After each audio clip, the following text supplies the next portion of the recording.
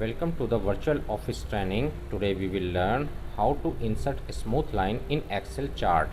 Here is a sales report where month and sales are given. In Jan, total sales are 6,000. In Feb, total sales are 9,000. In March, 4,000. And April, 15,000, and so on. And I want to create a line chart here. Just select all your data first and go to the insert.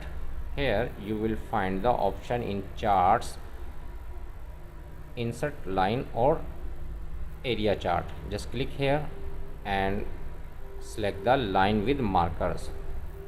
It will create the line chart with markers. Just click anywhere in your chart. It will display the dialog box of format chart area. Here select the line and go to the bottom. Here you will find the option smoothed line. Just check it. It will create the smoothed line. You can see here, I just uncheck it. It's not a smooth line. If you click here, it will create a smooth line. That's way you can create a smooth line in Microsoft Excel chart.